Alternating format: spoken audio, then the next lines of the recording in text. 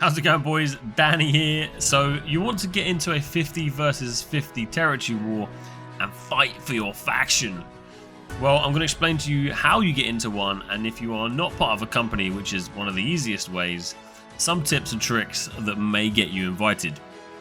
Firstly, a settlement needs to be thrown into conflict, which can be done by your company or a company on your server, or multiple companies. If more than one company does more than 10% influence while putting a settlement into conflict, they can all declare war. And at that point, the company who did the most influence has the highest chance to be selected as the vanguard. That is the attacking company.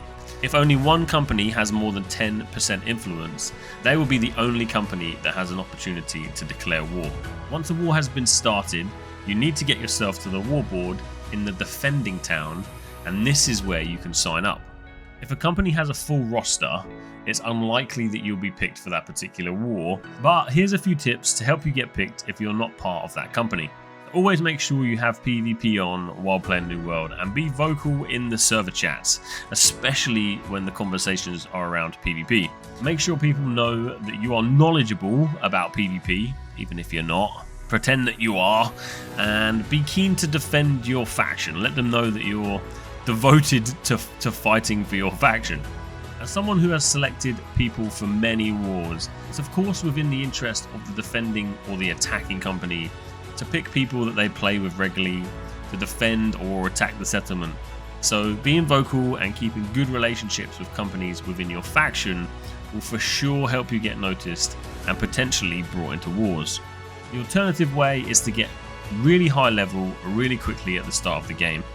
What tends to happen is, in the early stages of the game, before everyone starts to hit level 60, is that the highest levels will tend to be pushed into the wars, because people tend to think that they have the highest skill points on their weapons, making them a greater asset to that war. So finally, if you are accepted into the war team, you can be anywhere on the map before the war starts. You'll be prompted with an invite to the war about 15 minutes before the war starts. And once you get into the war, it's definitely a good idea. If you're not on comms with your team in the war, it's definitely worth asking in chat if there is a comms channel, a Discord, maybe a TeamSpeak that you could join to get to know the strats of your team that you're playing with for this particular war. That's it. That is how you get invited to a territory war. At the end of the day, it's down to the people that are either defending or attacking for that particular territory war. So, as I've mentioned in the video, be vocal, be knowledgeable around PvP, try your best to get a high level quickly. That is definitely an easier way to get into the territory wars. But for a sure way to get invited, make sure your company does more than 10% influence and declare war yourself. Thanks so much for listening, boys. I appreciate that. I'll be streaming daily over on twitch.tv/DannyTV. And thanks again, and I'll see you on the next one.